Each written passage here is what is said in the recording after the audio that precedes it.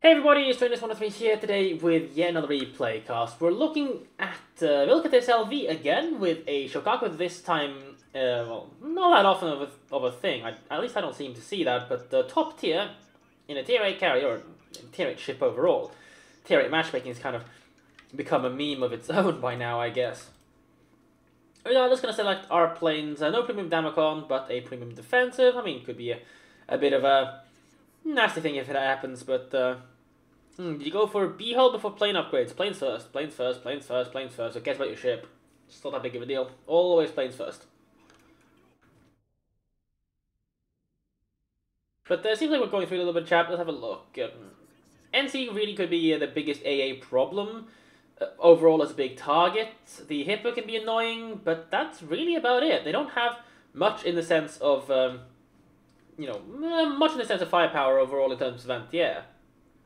But anyway, we spot a group of tier 8 fighters that don't actually have the, what's its face again? They don't actually have AS, so we go in for the good head on strafe, so we can pretty much click fight this to death now. There's no real need to strafe that, but I guess we can do it. And very good management there, picking up the disengaged strafe and getting our other plane off to the side. Gonna, good cycle the damage squadron now. We've found the enemy carrier's stuff as well, so that's very nice too. Currently, we know he's got two fighters, and we've... I mean, there's no 2-on-2, so we know he's 2-2-2 at this point, because I'm pretty sure it's a double stack. I didn't get to catch it, even if it isn't. But regardless, we find an enemy cargo that seems to be a bit AFK. Okay.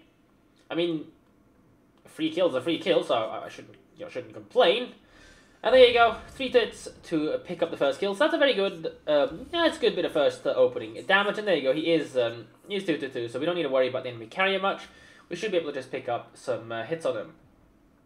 Regardless, our dive bombers are a little bit away. I wouldn't loiter that in the Colorado's AA for too long. We know he's top hull. We could go in with the dive bombers and set him on fire, burn him a bit, the good old usual. There's not much on this side of the map, so we can probably safely move our carrier up in this direction a little bit and focus on hitting stuff on the western side of the map.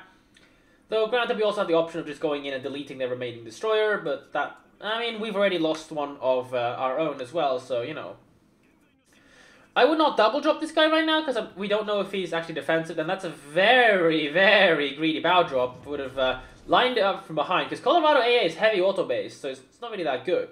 Now this fighter should just pull away. There's no point in taking any kind of a fight with this guy right now, because we don't know where his strike is, and we don't actually have any strike of our own to play with, so I would just pull away and, play with him. If you want to be super aggressive...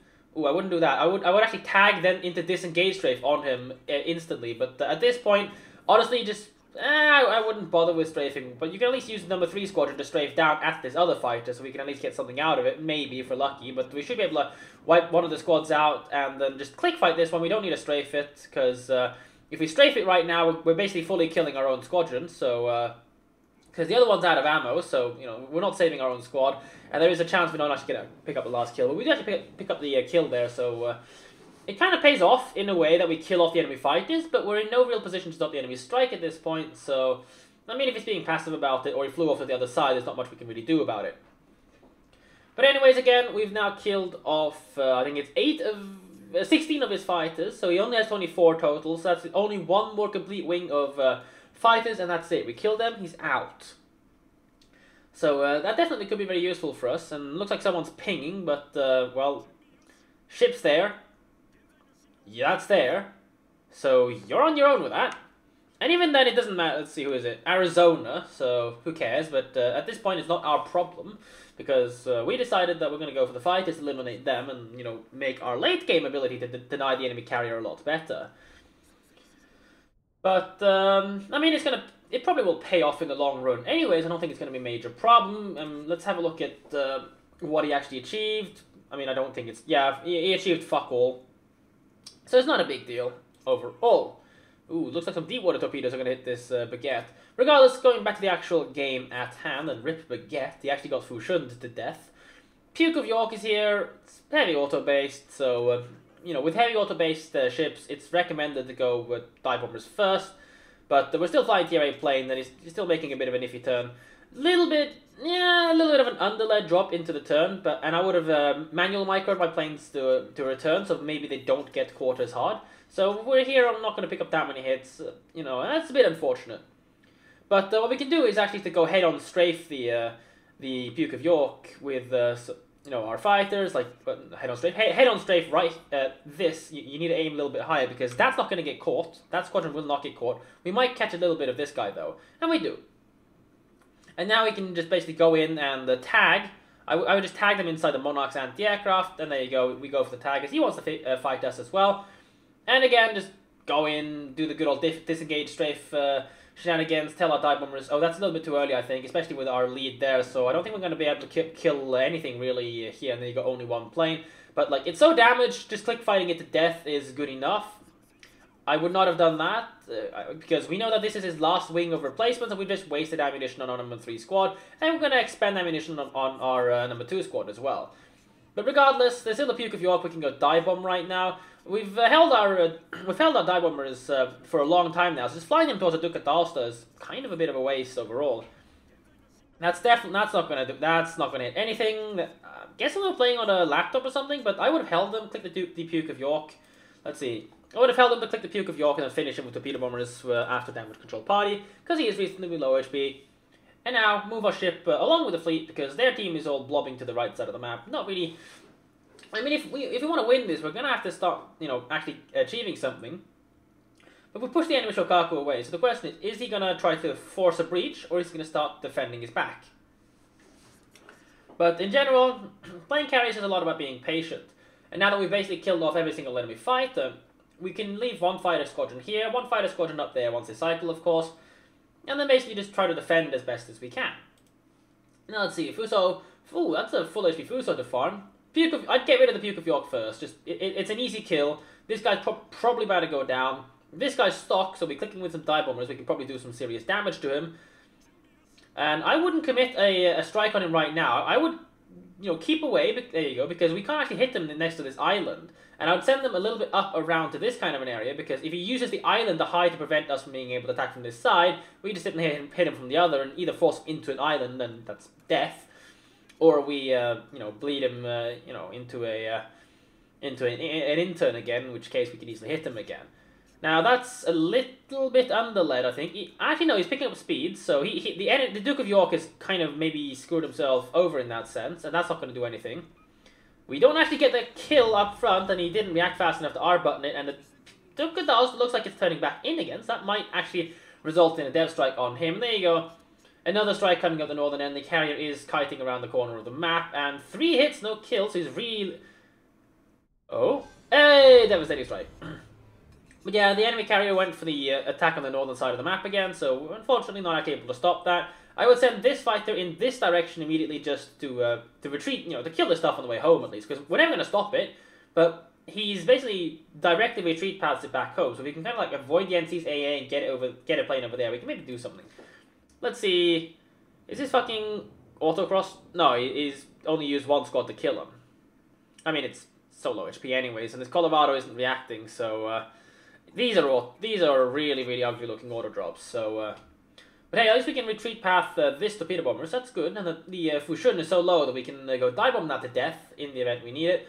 We need to be careful with this plane so it doesn't bleed to the North Carolina. It's barely in range right now. The Genius even has evasive maneuvers, so I would have put the strafe a little bit more to start it over there, because right now we might not pick it up, but we'd have to pick up the kills. That's a spot of luck for us.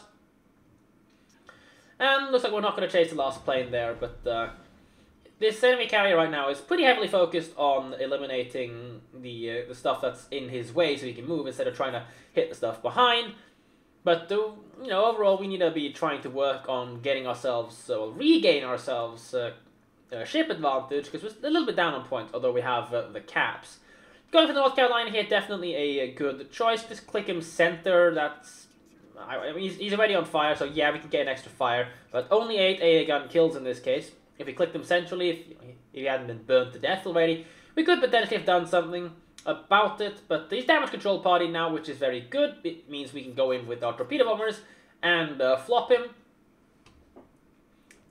So it's not going to be a full flooding, because you'll have a damage control party available sometime soon after that, but we can at least achieve something with it. And that's really what we need to be doing with torpedo bombers against ships like this. And there's no point in really full stacking him because he's not really maneuvering properly. So it's really just a matter of getting in there and doing some actual damage. If we kill this North Carolina up front, we still have a lot of replacements here. Remember that. We have a lot of tools to play with into the late game of this match. So this North Carolina should be an easy pick for us overall. Especially considering the fact that he's stock and he only has 53,000 health. He's already used a damage control party. He's on fire. We hit him like with 4 torpedoes. The guy is dead. So just drop him right on top of him. There you go. Good looking drop. It doesn't matter. You know, if he's going to try to accelerate, again, it's what he's going to do. But it doesn't matter because we're going to hit him with enough torpedoes that we're just going to upfront kill him at this point. And there's their strike heading down towards the southern area of the map. We actually have a fighter here in a reasonable position to defend against that. And we can just stop our ship right now because there's nothing really much to achieve with it. Looks like he's going for the QE, so just order the plane to go in and do some work would be good. Not really the best strafe to catch the other one. We will catch one of them at least. I would not don't bother with that. Tag the first plane, then tag the second plane into immediate strafe onto QE. But we've got our other fighter here in the way as well, so we're just going for the panic. But even with the panic, I think this QE is going to die to the strike if the enemy carrier gets a bit lucky with it. And it looks like the enemy carrier is... yeah, he's going to get the kill on that because he's so low HP now. At least we can somewhat retreat path, but remember, the guy's got evasive maneuvers, so we were just going to overstrafe it there. Regardless, next series of aircraft coming online. Enemy Shoukaku spotted. He's probably about to get monarched, so realistically, I think we can kind of ignore cycling our planes, our fighters at this point. Because by the time the fighters get back, that's going to be the time the torpedo bombers are ready to service again. So I would just order the, right now, just order, 2, 3 and circle the ships. Order them to escort the ship because they're going to block the takeoff of our torpedo bombers right now if not careful. And at this point, I mean, it doesn't matter. The team doesn't matter, so I wouldn't believe that's the greatest result ever. Now, when attacking this Fuso, I would personally have waited 20 seconds for our torpedo bombers to come online, and don't drop both of them. That's honestly a bit of a waste, because as you can see, yeah, sure, we got 2 fires, but we don't need to kill this anti-aircraft, and, there you go, he's damage control party that. If it doesn't damage control a single fire, you wait like 25 seconds, dive on with the second one, set 2 fires. If he doesn't damage control party that, he's going to bleed 2 fires, and you come in with your torpedo bombers, drop him once, get a flooding. He definitely will damage on that, because at that point he's going to be low, or if he doesn't, he's going to flood to death, and you come in with your torpedo bombers and hit him again. As we see, the torpedo bombers did get the takeoff routine messed up a little bit. We're now sailing towards the Fuso, and he's on fire. So, but we know his damage control partied something at least. But unless the Hipper is able to repeatedly pressure the guy, and he can, because 50 millimeters of HE penetration, we're not going to be in too bad shape in sense of the Fuso's health, despite the fact that we're sailing. Well, we're towards him, but we're reversing now. But I mean, going double torpedo bomber is not a bad result. That is rather badly aimed. I would have, because we see he's interning, and Fuso's rotor shift isn't that great. I would aim more like this, just aim to get more than 4 hits, as in 2 hits per squadron, because that's realistically the best we're going to achieve from this. Unless he suddenly decides he doesn't want to turn anymore and sucks an extra one, which is a bit of a bad play on the Fuso, so this guy is about to go down as well. Shoukaku kills on Monarch, so I mean it's no big deal at all because we're gonna kill. We're gonna end up with a dead Fuso, and at this point, looks like the Fuso kills the Hipper, so there's no need to worry about that. So that's gonna be the Kraken for us. We're heavily on point advantage, and let's see how much health the Shoukaku has. There you go, Kraken unleashed. This guy is incredibly low HP. Colorado can easily snipe that unless we go in there and go for a torpedo bomber strike. Dive bombers on the grass spares is useful. We're not gonna kill that. We're not gonna kill anything else really. Leaving fighters to defend the Colorado because we don't need to defend ourselves because it's a Japanese carrier against auto drops. Just a defensive will severely panic that and basically prevent it from being able to do anything useful at all. But we need to be careful though. Despite having murdered all the enemy carriers, the fighters very early, we're also getting ourselves the plane there. So a little bit of a. I mean, we never really got to stop any of his strikes in full. We stopped a little bit of a dive bomber hit, but the war spy. QE still went down. And there you go, more planes going for the Colorado. But we just need to, there you go, going for the dive bomber click. We just need a click and we just need a strafe because I think we see points are out. So, whatever damage we can pick up with the last second is good there. So, with that, overall, we were a little bit, I guess you could say, uncontrolled with the fighters in the early game. We definitely didn't do bad, but the enemy carrier let us get a lot of free playing kills, so that's very nice overall. It's, it's this kind of game that, just lets you play with no enemy aircraft carrier, although, granted, we never actually were able to aggressively pursue his strike, resulting in some of our team taking damage from the enemy carrier, although he didn't get to do much. Kagero kill in the beginning was very good. Not sure what he was up to, whether he just loaded in and pressed W once and then had to go do something else or whatever. But I don't think he's gonna have gotten much out of that. But yeah, let's see. Kraken Unleashed, very good. 3 devastating strikes. It was the Kagero, was the Baguette, and the last one I am actually don't remembering right now. I'm not actually don't remembering. Nice English, mate. 22 torpedo bomber hits, 12 dive bombers, could have been a lot better, we missed a lot of strikes, we could have had a lot more damage there if we'd gone for full damage over time, while probably still picking up the same amount of kills.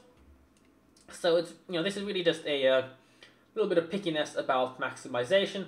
We could also have clicked the Fushun for an additional free kill, but I mean, I don't think it's that worth it that much overall. But yeah, 34 planes shot down, 24 fighters basically, I think it's actually 23, but we basically picked up all of his fighters very early into the game, so he fed us that, but he still managed to sneak his strike around, so we never actually got to take good advantage of the fighter kills. Granted, the enemy carrier was never really interested in stopping our strike either, so it kind of just became a matter of who could deal more damage, and who could get more kills earlier on, and better. Let's see, can we actually get the rest of the scores up? There we go, 1,998, almost 2k base XP, just short by 2, a little bit unfortunate there, but I mean, it doesn't really matter too much. 5 kills, 34 planes. If we'd gotten a couple more planes, or if we'd gotten a little bit more damage with dive bombers properly done, we would easily have gone over 2k. But, still a Shoukaku first win being on top the tier is always nice. Now, the Kagero on 0 XP is to be expected because the guy didn't move the minimum distance in the game and just died without having achieved anything, so, it basically is the bot counting, so, counted as a bot, well, you don't get anything, it just reduces 0. Anti-bot system. And, I mean, who knows what the Kagero was up to, but he certainly didn't deserve to gain any experience out of that, so, not even like the 140 that him in Colorado did, and he was actually trying to move and do something, but I'm pretty sure he left before the games ended, so, well, no, before he died, so that's why he got less than 500, which was the Puke of York, who didn't really achieve much either. So, that's kind of the actual XP gain of these two players in terms of their own achievements, while the 300 extra there is from the team bonus, or the team tax, or the good player tax. Fushun got really far though. I mean, he did pick up a free Baguette kill, so this guy, so that definitely is nice for him. But less about that, more about us. Detail report screen, we lost 20 fighters and shot down 23. The last one was killed, I think, by an allied anti-air. But we can still see that we lost a lot of fighters despite not really having bled too much to the enemy carrier overall. We did kill a few of the dive bombers, and again, our losses are pretty much all to anti-aircraft. I think a couple to enemy fighters. You can, and again, if you want to find out, you can hover your mouse over the button, over this icon, and it'll tell you exactly what killed what. Same for here, it'll tell you what, fighters, rear gunners, or, dive bombers, torpedo bombers, and also your own carrier anti-air. So, a little bit useful if you want to figure out what did what. But yeah, Allied aircraft destroyed 4, killed some of our own planes, and that's where some of these losses came into. A couple of rather somewhat unnecessary strafes that could have been done by just click fighting to death. Well, keeping squads alive, although in the end it didn't matter because we killed his planes first, and we didn't really need our replacements so much overall, as we didn't actually get the chance to utilize them because we were pretty much always cycling them when the enemy carrier made his move. So that's a spot of luck for him. 46k on the Fuso could have been done a little bit better, saving dive bombers against no anti-aircraft targets like this. I wouldn't say no, but minimal anti-aircraft targets like this. Dive bombers aren't there to kill anti-aircraft, dive bombers are there to set fires, bleed health, trigger damage control parties, and things like that. He did trigger his Damacon on 2 fires, which is absolutely stupid on his, 2 fires on the Fuso is not really a big deal. I mean, against a Hipper who can pen your deck and everything, it actually is a little bit of a nuisance, but Hipper's 80 DPM is horrendous, so it doesn't really matter in the end. But the Damacon fires like that is a surefire way to get yourself killed. Against the Puke of York, I would have, again, dive bombed him, set him on fire with, in that case I would just drop both of them on his superstructure. We might get 2 fires, if we only get 1, so be it, but we'll kill a lot of his heavy auto off. because his anti-aircraft is basically 100% the heavy auto. The dual purpose is irrelevant. So, you know, against targets like this, and to an extent targets like this, you know, ships with heavy anti-aircraft, dive bombing their central areas where the highest concentration of anti-aircraft mounts is usually a good idea.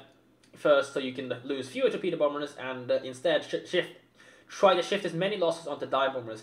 And of course, if they trigger a damage control party, come in with the torpedo bombers, flop, flop, flop, flop, flop, flooding, dead. GG. No read.